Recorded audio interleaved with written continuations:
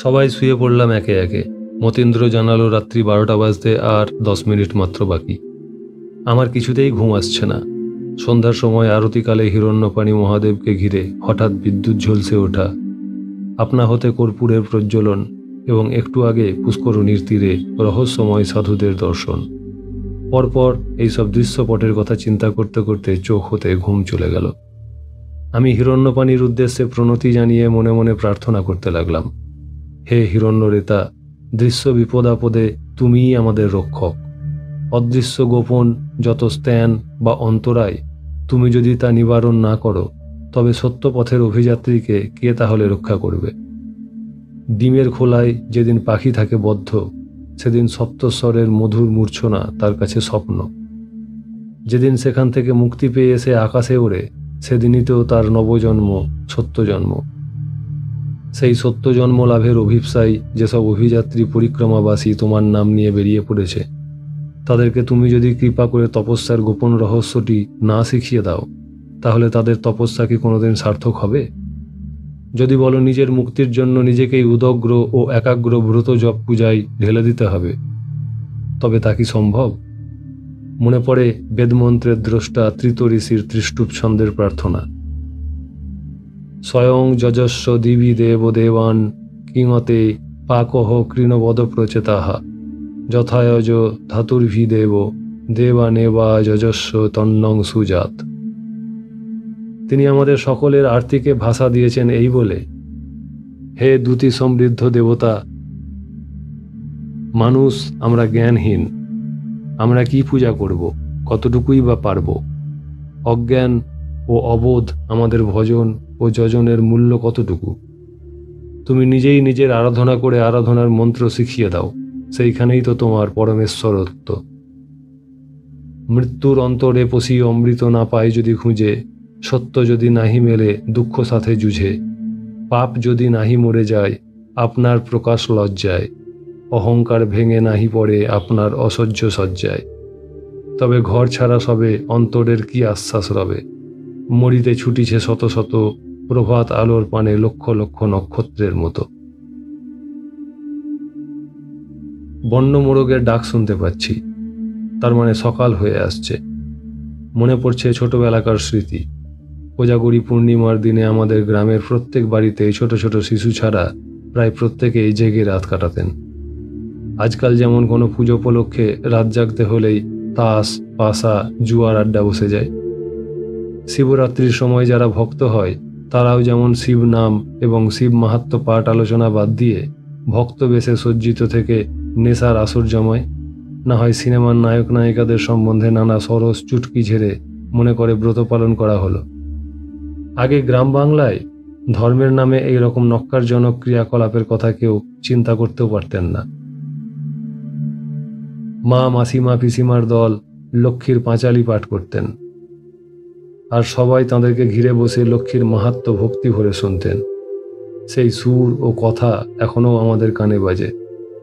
নমো নমঃ লক্ষ্মী মাতা নমো নারায়ণী, করহ সেবকে দয়া ক্ষীরোদনন্দিনী, বিনন্দ রাখাল নামে বিরাট নগরে, হইল সে লক্ষ্যপতি শ্রীলক্ষ্মীর বরে। সামান্য গরিব ঘরের সন্তান বিনন্দ রাখাল কিভাবে লক্ষ্মীর কৃপা কটাক্ষে লক্ষ্যপতি ধনী হয়ে গেলেন, সেই কথা শুনতে শুনতে সবাই ভক্তির আতিশয্যে কেঁদে ভাসাতেন। প্রত্যেক গৃহে একটি প্রদীপ সারা রাত্রি জ্বলত। বাতাসের ঝাপটায় তা হঠাৎ নিভে না যায়, সেই জন্য একটি বড় হাঁড়ির ভেতরে রেখে তার উপর সদা জাগ্রত দৃষ্টি রাখা হতো। গ্রাম বাংলার সকলের মনে এই সংস্কার ও বিশ্বাস ছিল যে কোজাগরীর রাত্রে মা লক্ষ্মী প্রত্যেক গৃহে একবার করে আসেন। ডাক দেন, কো জাগরী, অর্থাৎ কে আছো জেগে রে। যদি কোনো গৃহে তার জন্য আবাহনী মঙ্গল প্রদীপ জ্বলে এবং তার জন্য জেগে থাকে, তাহলে তার উপর মা লক্ষ্মীর কৃপাদৃষ্টি পড়ে, নতুবা মা বিমুখ হয়ে ফিরে যান। গৃহস্বামীর ভাগ্য বিপর্যয় ঘটে। এই সংস্কার ও বিশ্বাসের জন্য কোজাগরী পূর্ণিমা গ্রাম বাংলায় এক নূতন তাৎপর্য বহন করে আনে। আমার মনে পড়ল, যেহেতু সকাল হয়ে গেছে, এখন নিশ্চয়ই মা কংসাবতীর নদীর ঘাটে যাচ্ছেন গোটা রাত্রি জাগরণের ব্রত পালন করে গঙ্গা গঙ্গা বলে ডুব দিতে।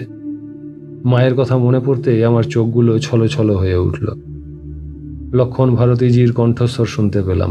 তিনি বলছেন, বাঙালি বাবা, উঠে পড়ুন, গাঁঠরি গুছিয়ে প্রাতকৃত্য এবং স্নান সেরে ফেলুন। আজ আমরা আদিত্যেশ্বরের পথে রওনা হব। আমি তাকে কোনো সাড়া বা উত্তর দিতে পারলাম না। তখন আমার কণ্ঠ বাষ্পরুদ্ধ। মন তখন নর্মদা তটে ছিল না। আমি তখন আমার প্রিয় পিতামহের ভিটা কালিয়ারা গ্রামে চলে গেছি। চোখের জল মুছে কম্বল গাঁঠরি গুছাতে লাগলাম। অন্য সকলের গুছানো হয়ে গেছে। তাঁরা সকলেই চলে গেছেন প্রাতকৃত্য ও স্নান সারতে। আমিও গিয়ে নর্মদাতে নেমে স্নান তর্পণ সেরে শেষবারের মতো মন্দিরে ঢুকলাম হিরণ্যপাণিকে প্রণাম ও পূজা করতে। শিবলিঙ্গের মাথায় জল ঢালবার উদ্যোগ করতেই আমার কণ্ঠে যেন শতই উজিয়ে এলো সামবেদের উত্তরার্চিকের অন্তর্গত ৩য় খণ্ডের ৫ম সূক্তের একটি মন্ত্র। আমার জিহ্বা যেন অবশ হয়ে উচ্চারণ করতে থাকলো, ওং ইদং শ্রেষ্ঠং জ্যোতিষাং জ্যোতিরুত্তমং বিশ্বজিদ ধনজিদুচ্যতে বৃহৎ বিশ্বভ্রাড ভ্রাজমহি সূর্য দৃশ উরু পপ্রতে সহ ওজো অচ্যুতম। অর্থাৎ, হে হিরণ্যপাণি, ভগবান সূর্যনারায়ণ, সকল জ্যোতির মধ্যে শ্রেষ্ঠ তোমার জ্যোতিকেই বিশ্বজয়ী, ধনজয়ী ও বৃহৎ বলা হয়। তুমি অবিচলিত বল ও তেজস্বরূপ। বিশ্বের সকল বস্তুকে তুমিই আলোকিত করো। সকল জীব যাতে তোমার সহজে দর্শন লাভ করতে পারে, এই জন্য তুমি নিজেকে সর্বত্র বিস্তার করেছ। তোমার করুণার অন্ত নাই। আমি সাষ্টাঙ্গে প্রণতি নিবেদন করে বেরিয়ে এলাম মন্দির থেকে। অন্যান্য নাগা সন্ন্যাসীরা আমার আগেই পূজা করে গেছেন। হল ঘরে গিয়ে দেখলাম সবাই যাত্রার জন্য প্রস্তুত হয়েছেন। সকলের সঙ্গে আমিও ঝোলা, গাঁঠরি, কমণ্ডলু ও লাঠি হাতে বেরিয়ে পড়লাম। সিঙা ডমরু বাজাতে বাজাতে হর নর্মদে ধ্বনি তুলে ৩ বার মন্দির প্রদক্ষিণ করে আমাদের যাত্রা হলো শুরু। নর্মদার তট ধরে কিছুটা পশ্চিম দিকে হেঁটে যাওয়ার পরেই কঠিন পার্বত্য পথ শুরু হলো। চড়াইয়ের পথে এক বিরাট মালভূমির উপরে উঠে এলাম। চারদিকেই বড় বড় গাছের জটলা। শাল, মেহগিনি, পিপলাস গাছ ছাড়াও বাংলাদেশে যে অর্জুন গাছ দেখা যায়, সেই অর্জুন গাছও প্রচুর দেখলাম। আর এক রকম গাছ দেখলাম, সেগুলি বেশ উঁচু। তাদের কাণ্ডগুলিও অর্জুন গাছের চেয়ে অনেক সাদা। লক্ষণ ভারতীজিকে জিজ্ঞাসা করা মাত্রই তিনি বললেন, ওইগুলির নাম ধব গাছ। মুন্ড মহারণ্য বা ওঙ্কারেশ্বরের ঝাড়িতে যেমন একটি শালের পরেই একটি সাজা গাছ দেখা যায়, এখানেও তেমনি একটি ধব গাছের পরে একটি তিন্দক গাছ দেখা যায়। এই দেখো তিন্দুক গাছ। ধব ও তিন্দুক গাছের কাছাকাছি বাঁদিকের চালের দিকে তাকিয়ে দেখো কুব্জ, শমী, কেশর, শিমুল এবং খদির গাছের সমাবেশ। ধীরে ধীরে আমরা আরও ঘনঘোর জঙ্গলে প্রবেশ করলাম। পথ ক্রমশই দুর্গম হয়ে উঠছে। পায়ের নিচে এবড়ো খেবড়ো পাথরের উপর হাঁটতে বেশ কষ্ট হচ্ছে। মহন্তজিকে নীরব দেখছি। প্রায় 2 মাইল হাঁটা হয়ে গেল, তিনি একটিও কথা বলেননি। মতীন্দ্রকে চুপিসারে জিজ্ঞাসা করলাম, মহান্তজি আজ স্বাভাবিক তো বটেই, গতকাল রাত্রিতে তাঁর উদ্ভট আচরণের কথা স্মরণ করে লজ্জা পেয়েছেন বলে মনে হয়। হুঁশিয়ার, হুঁশিয়ার! লক্ষণ ভারতীজির সাবধানবাণীতে আমাদের আলোচনায় বাধা পড়ল। তিনি সকলকে ঢালের দিকে যে কোনো বড় গাছের আড়ালে লুকিয়ে পড়তে বললেন। আমরা এর কারণ বুঝলাম না। মহান্তজি গাছের আড়ালে দাঁড়িয়ে স্পষ্টতই অসহিষ্ণু হয়ে পড়লেন। তিনি চাপা কণ্ঠে জিজ্ঞাসা করলেন, ক্যা হুয়া? কোনো উত্তর না দিয়ে লক্ষণ ভারতীজি মুখে আঙুল চাপা দিলেন। 2 মিনিটও গেল না, আমরা একটা চাপা গোঁ গোঁ ফোঁস ফোঁস শব্দ ক্ষীণভাবে ভেসে আসছে শুনতে পেলাম।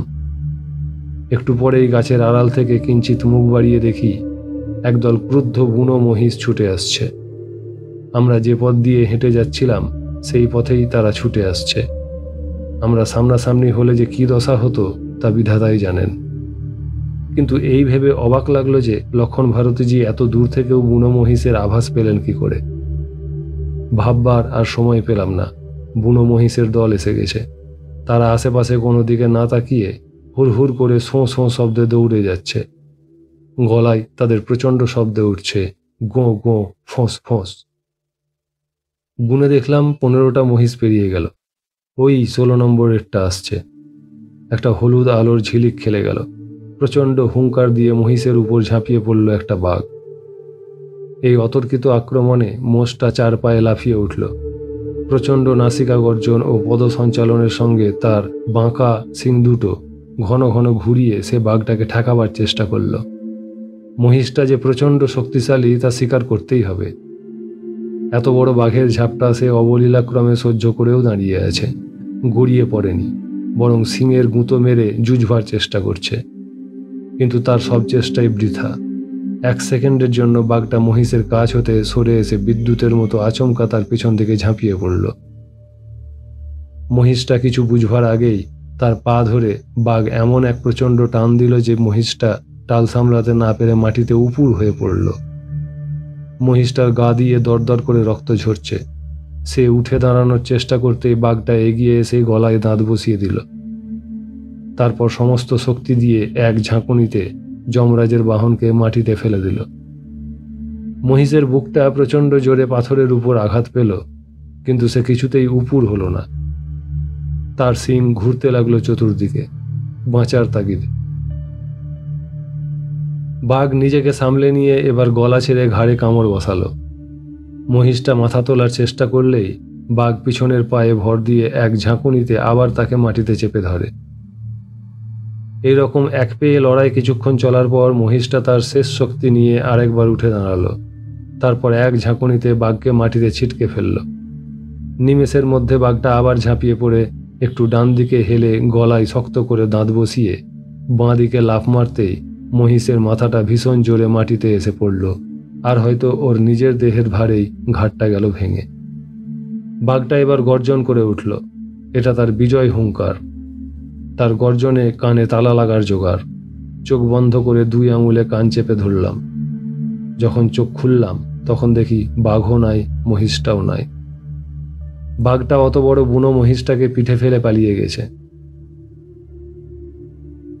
বাঘ মহিষের রণক্ষেত্র হতে মাত্র 35-40 ফুট দূরে পাহাড়ের ঢালে একটা শাল গাছের আড়ালে লুকিয়ে এতক্ষণ ধরে রুদ্ধ নিঃশ্বাসে দুটো ভীষণ জানোয়ারের লড়াই দেখছিলাম। ঘেমে নিয়ে গেছি একেবারে। 4-5 হাত দূরে একটা শিমুল গাছের আড়ালে গাঁঠরি ও কমণ্ডলু পড়ে আছে। পিপাসায় গলা শুকিয়ে গেছে। জল খাওয়ার জন্য কমণ্ডলুটার কাছে যাওয়ার দরকার। দাঁড়াতে গিয়ে পা দুটো থরথর করে কেঁপে উঠল। একটা ছোট গাছের ডাল ধরে সেখানেই আবার ধপ করে বসে পড়লাম। কিছুক্ষণ পরে কতকটা সামলে নিয়ে কমণ্ডলুর কাছে গিয়ে ঢকঢক করে সমস্ত জলটাই গিলে ফেললাম, যেন প্রাণ ফিরে পেলাম।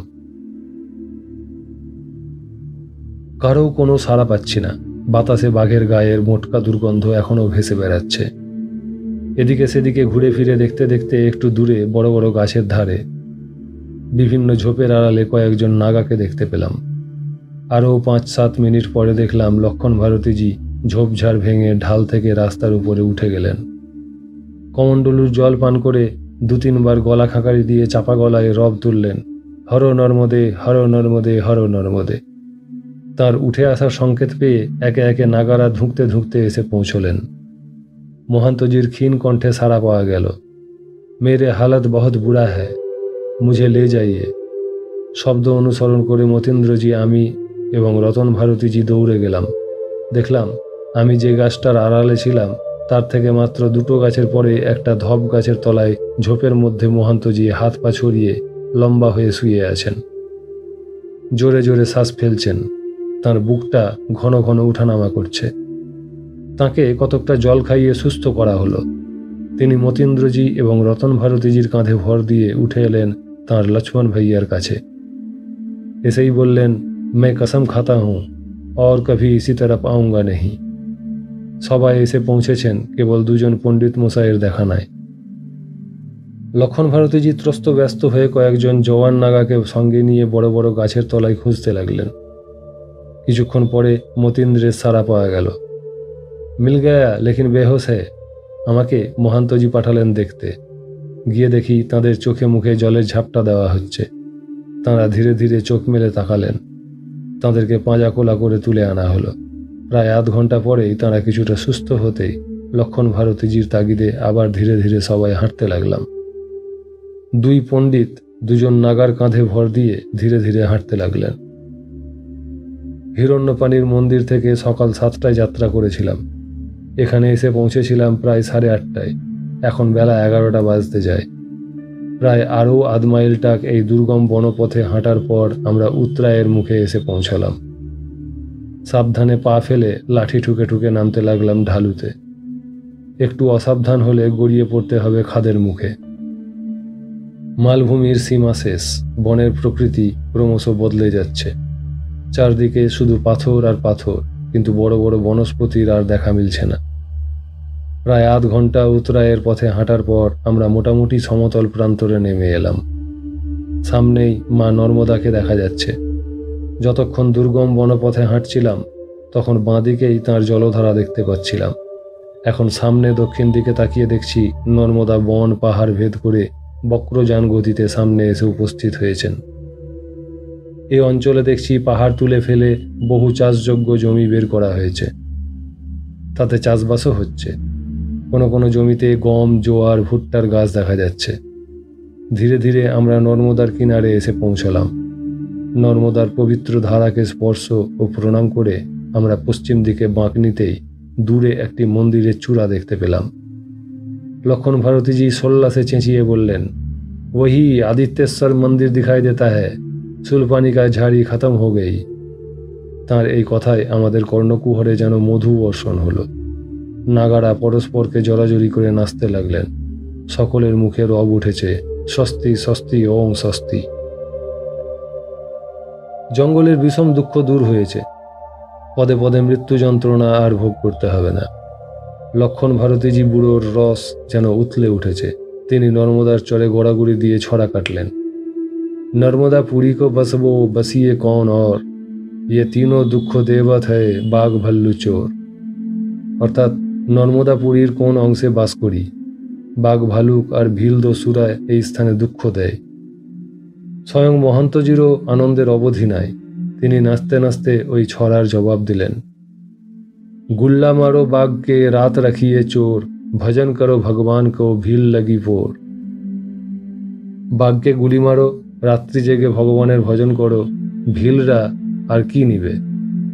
লক্ষণ ভারতীজি আবার গড়াগড়ি দিতে দিতে বললেন, জীবত মরে সোহি পৈচানে, গৈব নগর সহজে চর জানা, ইঙ্গলা পিঙ্গলা চামর ঢোরত হয় নিশিদিন, সুখমানা হনে নিশানা, দেখ রে গুরু গম মস্তানা। যে ব্যক্তি জীবন্ত মরে সেই জানে শরীর রূপ নগরে প্রবেশ করে সর্বোচ্চ স্থানে আরোহণ করতে হবে, অর্থাৎ মস্তস্কস্থিত সহস্রার পদ্মে উত্থিত হতে হবে। বাম দিকস্থ ইরা এবং দক্ষিণ দিকস্থ পিঙ্গলা নাড়ির মধ্য দিয়ে শ্বাস প্রশ্বাসের চামর অহর্নিশ ব্যজন করে চলেছে। হে গুরুপ্রেমে মত্ত মস্তানা, তুমি সুষুম্না নারীকে ধরে এগিয়ে যাও। প্রত্যুত্তরে মহান্তজি গদগদ কণ্ঠে আবার একটি ছড়া কাটলেন, গঙ্গা যমুনা সরস্বতী ধারা, লাগ মদোদর কর আসুয়ানা, দেখরে গুরুগম মস্তানা, তুরিয়া চরচর গর্জয় লাগে, দেখ রূপ যমরাজ ডবানা, রেবা রেবা গুরু গুরু জপরে মস্তানা। দেখ রে গুরুগত প্রাণ মস্তানা, গঙ্গা যমুনা সরস্বতীর ধারা সন্নিধানে কেমন সুন্দর মেলা বসেছে, সেখানে স্নান কর। রসনার রেবা রেবা ও গুরু গুরু নাম নিয়ে তাতেই মগ্ন হয়ে যা। তা দেখে যমরাজও ভয় পাবেন, কারণ তাঁর আর জারিজুরি খাটবে না। এইভাবে আনন্দে ছড়া কাটতে কাটতে এবং নৃত্য করতে করতে আমরা মন্দিরের কাছাকাছি পৌঁছে গেলাম। মহান্তজি যুক্ত করে প্রণাম করে মন্দিরের দিকে তাকিয়ে মুখস্থ বলতে লাগলেন, শ্রী মার্কণ্ডেয় উবাচ, ভূয়োপহং প্রবক্ষামি আদিত্যেশ্বরমুত্তমম সর্বদুঃখহরং পার্থ সর্ববিঘ্ন বিনাশনম। অর্থাৎ মার্কণ্ডেয় মুনি যুধিষ্ঠিরকে বলেছিলেন, হে রাজন, পুনরায় আমি সর্ববিঘ্নহর, অখিল দুঃখ নাশন, সর্বোত্তম আদিত্যেশ্বর মাহাত্ম্য বর্ণনা করছি। নালভন্ত শ্রিয়ং নাকে মর্তে পাতাল গোচরে, কুরুক্ষেত্রং গয়া গঙ্গা নৈমিষং পুষ্করং তথা, বারাণসী চ কেদারং প্রয়াগং রুদ্রনন্দনম, মহাকালং সহস্রাক্ষং শুক্লতীর্থং নির্পত্তম, রবিতীর্থস্য সর্বাণি কলাং নার্হন্তি ষোড়শীম, স্বর্গ, মর্ত ও পাতালে যেসব তীর্থ বিদ্যমান, নর্মদা তটস্থ এই আদি তীর্থের সঙ্গে সে সকলের তুলনা হয় না। কুরুক্ষেত্র, গয়া, গঙ্গা, নৈমিষ, পুষ্কর, বারাণসী, কেদার, প্রয়াগ, রুদ্রনন্দন, মহাকাল, সহস্রাক্ষ, শুক্লতীর্থ প্রভৃতি পবিত্র তীর্থগুলি এই আদিত্যেশ্বর তীর্থের ষোড়শাংশের একাংশ যোগ্যও নয়। তাঁর কথা শেষ হতে না হতেই আমরা মন্দিরের চত্বরে এসে পৌঁছে গেলাম। সিঙ্গা ডমরু বাজিয়ে হর নর্মদে ধ্বনি দিতে দিতে মন্দির প্রদক্ষিণ করা হলো।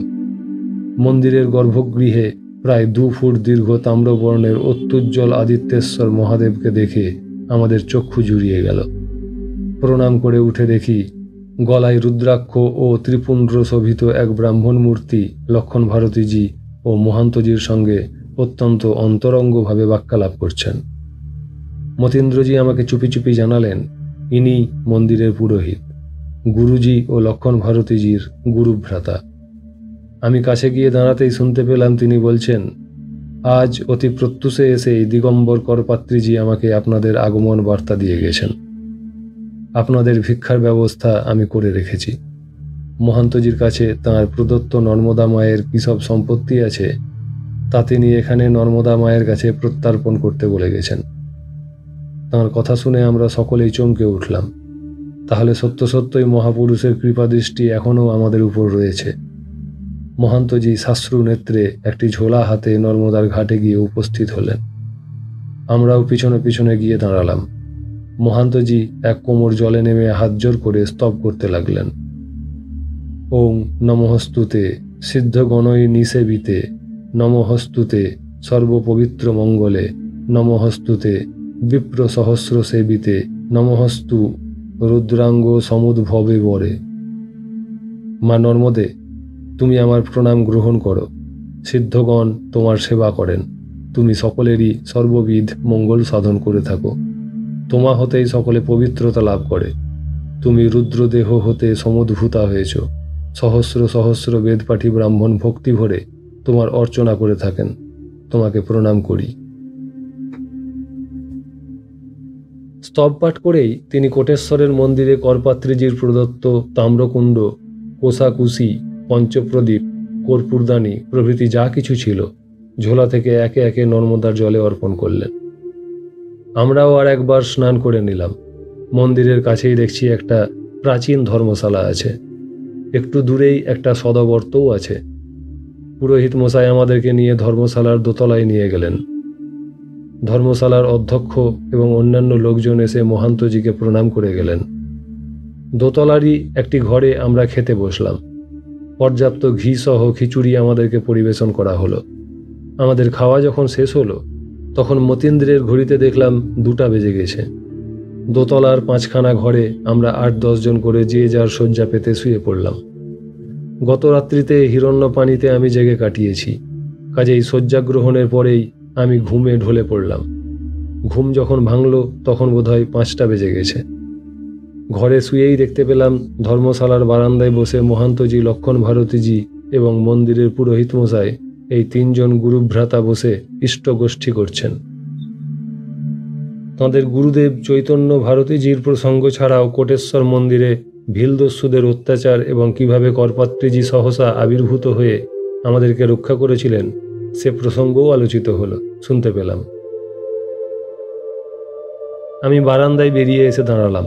পুরোহিত মশাই তখন মহান্তজিকে বলছেন, সন্ধ্যা হলেই আরতির আয়োজন করব। তখন তো আপনারা নিশ্চয়ই উপস্থিত হবেন। তবে এখনই যদি বেলা থাকতে থাকতে আমার সঙ্গেই মন্দিরে যান তাহলে আশ্চর্য সুন্দর এক ভক্তকে দেখতে পাবেন। তাঁর গান শুনলে সকলেই বিমোহিত হয়ে যাবেন। এই অসাধারণ ভক্তের নাম সুদর্শন ঝাড়ুকা, মহারাষ্ট্রের সন্তান। খুবই সম্পন্ন গৃহস্থ বাড়ির সন্তান। পুনা বিশ্ববিদ্যালয়ের ছাত্র ছিলেন। বাল্যকাল থেকে তাঁর সঙ্গীতে অনুরাগ ছিল। বিধিদত্ত প্রতিভা এবং সহজাত কণ্ঠমাধুর্যের গুণে অচিরাত তিনি গানে পারঙ্গম হয়ে ওঠেন।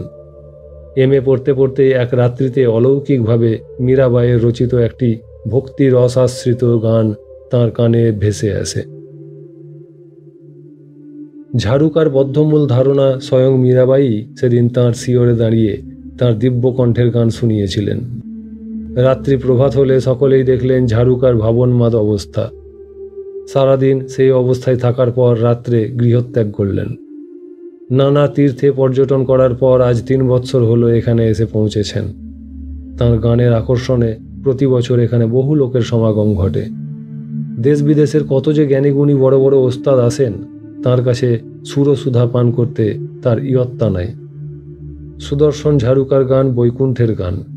মনে হয় যেন কোনো গন্ধর্ব বা কৈলাসের কোনো কিন্নর হঠাৎ পথ ভুলে এখানে এসে পৌঁছেছেন।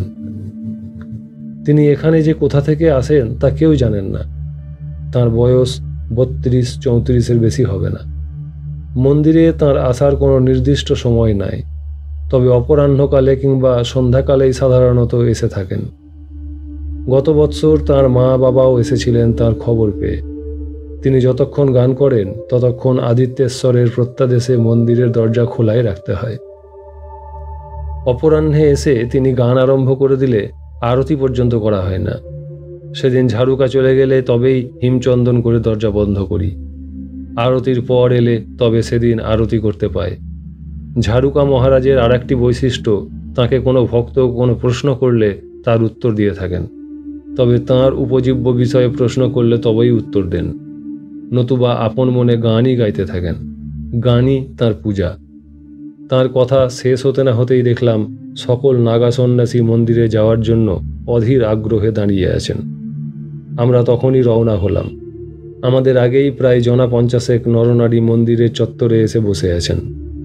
আদিত্যেশ্বর ভগবানকে প্রণাম করে আমরাও এক ধারে বসে পড়লাম। ক্রমে 6টা বাজল।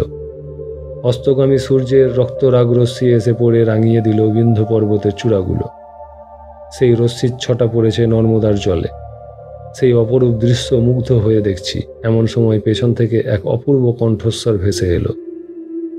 কেউ যেন ভুবন মাতানো সুরের জাদু সৃষ্টি করে গাইতে গাইতে আসছেন মীরাবাইয়ের সর্বজন প্রসিদ্ধ গান, নিত নহানে সে হরি মিলে তো জল জন্তু होए, फलमूल खाके हरि मिले तो बंदर बंदर आए, तिरन भखन से हरि मिले तो बहुत मृगी अजा, स्त्री छोड़ के हरि मिले तो बहुत है खोजा, दूध पी के हरि मिले तो बहुत वत्स वाला, मीरा कहे बिना प्रेम से ना मिले नंदलाला।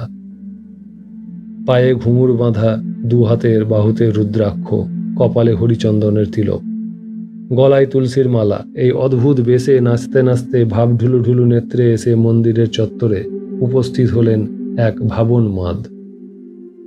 আমরা অনুমানে বুঝলাম ইনিই সেই কিন্নর কণ্ঠ ঝাড়ুকা। এসেই প্রভু আদিত্যেশ্বরকে সাষ্টাঙ্গে প্রণিপাত করলেন। তারপর উঠে দাঁড়িয়েই ভাবগদগদ কণ্ঠে আপন মনেই বলতে লাগলেন মহাদেবের দিকে তাকিয়ে, শ্রাবণের বাদল বর্ষণ করছে, শ্রাবণের নয় গো শ্রাবণের নয়, এ হচ্ছে মন ভাবনের বর্ষণ। দেখো দেখো শ্রাবণে আমার মন কেমন উন্মনা হয়ে উঠেছে হরির আগমন ধ্বনি শুনে। গুরুগম্ভীর মেঘ চারদিক থেকে ঘিরে আসছে। দামিনী লাবণ্যের চকিত চমক কেমন বিচ্ছুরিত হচ্ছে দেখো। গুঁড়ি গুঁড়ি যে বাড়িবিন্দু বর্ষিত হচ্ছে, এ আমার প্রিয়তমের আদর। শীতল পবনের মধ্য দিয়ে আমার প্রীতম স্নেহস্পর্শ বুলিয়ে দিচ্ছেন। মীরার প্রভু গিরিধারী নাগর আনন্দ মঙ্গল গান করে শোনাচ্ছেন।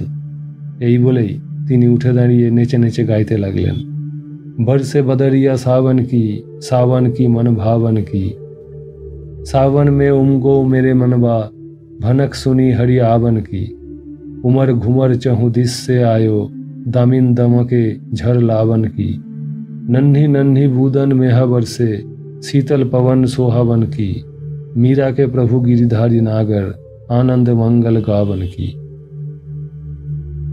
পায়ের তালে তালে ঘুঙুরের ধ্বনি এবং হাতের আঙুলে ধরা দুটো পাথরের চাকতিতে চটাত চটাত চটাং শব্দ তুলে এমন এক সুরের ইন্দ্রজাল রচনা করলেন যে আমরা অন্তত কিছুক্ষণের জন্য নিজেদেরকে হারিয়ে ফেললাম। এমন ভক্তির অসাশ্রিত দরদ ভরা মিষ্টি গান আর কোথাও শুনেছি বলে মনে হলো না। দিওয়ানাজির গানও অন্তরকে নাড়া দিত। তিনিও মহাভক্ত। তাঁর আবেগোজ্জ্বল কণ্ঠ যখন তখন কোকিলের মতো কলকণ্ঠে মধুর গান তুলত সন্দেহ নাই, কিন্তু তাতে এতখানি মাদকতা ছিল বলে মনে হয়নি।